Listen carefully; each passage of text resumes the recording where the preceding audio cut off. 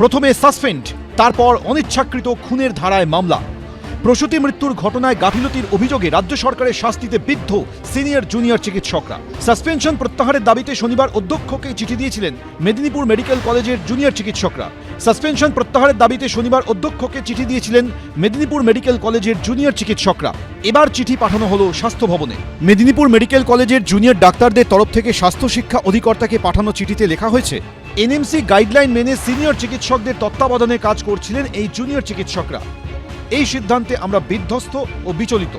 7 জন junior ডাক্তারদের suspension প্রত্যাহার করা হোক।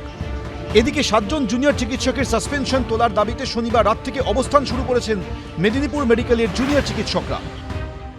যে বার্তা মাননীয় মুখ্যমন্ত্রী দিয়েছিলেন মহাশয়া, তাতে ছিল 6 জনের নাম ছিল। সেই সাসপেনশন অর্ডার তারপরে আমাদের হাতে এসে পৌঁছয়নি। কাল দুপুরবেলা শুধু সেই 6 জন নয়, তার সঙ্গে আরো একজন, টোটাল 7 জনের সাসপেনশন অর্ডার হাতে এসে পৌঁছয়। তো আমরা সেই সাসপেনশন পুনর্বিবেচনা এবং অবিলম্বে প্রত্যাহারের দাবি জানিয়ে অবস্থান বিক্ষোভ করছি। সবচেয়ে বড় কথা, without any show cause direct suspension order এসেছে। অন্যদিকে এদিন স্যালাইন কাণ্ড নিয়ে মুখ খুলেছেন আরজিকর মেডিকেলের নিহত চিকিৎসকের মা বাবা। এই যে দুর্নীতি, আমার মেয়ের 9 আগস্ট মারা যাওয়ার পরে যে দুর্নীতি, স্বাস্থ্য ব্যবস্থা যে ঘুঘুর বাসা বেরিয়ে আসছে, এই যে স্যালাইন তদন্ত 12 জন ডাক্তার সাসপেন্ড হয়ে গেলেন, অথচ তাদের ময়না তদন্তে উঠে এলো স্যালাইনের জন্যই মৃত্যু হয়েছে, অথচ দায়ী হলো জুনিয়র সিনিয়র ডক্টররা। এইগুলো যাতে ভাঙে, আমরা ভবিষ্যতে, আমরা তো মেয়েকে হারিয়েইছি, কিন্তু সাধারণ মানুষ যারা এই বিষ ওষুধ, জাল স্যালাইন এজন্য ভুক্তভোগী হয়ে মারা যাচ্ছেন, আমাদের আন্দোলন এদের বিরুদ্ধেও জারি থাকবে। জুনিয়র ডাক্তারদের আবেদনে কি সাড়া দেবে সরকার? খুঁজে পাওয়া যাবে কি আসল কারণ? সেই প্রশ্ন থেকেই যাচ্ছে। সৌমেন চক্রবর্তী ও সমীরণ পাল, এবিপি আনন্দ।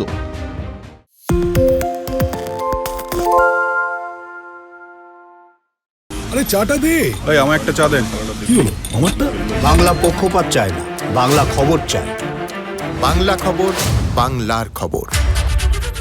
সত্য অন্তহীন, সত্যের খোঁজও তাই, সত্য সন্ধানে তাই আমরা অক্লান্ত, অকুতভয়। এবিপি আনন্দ নতুন ভাবনার প্রতীক, যা মনে মুক্ত, তথ্যে যুক্ত এবং যাবতীয় সীমানার বাঁধন থেকে মুক্ত। সীমা না শব্দটির মধ্যে লুকিয়ে আছে মানা শব্দটি, যেন চোখ রাঙানি এক অদৃশ্য বেড়াজাল, যা আটকে রাখে আমাদের এক ছোট্ট গণ্ডির মধ্যে। একমাত্র সঠিক খবরই গড়ে তুলবে এক মুক্ত সমাজ।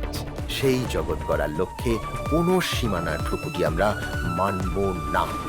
এবিপি আনন্দ এগিয়ে থাকে, এগিয়ে রাখে।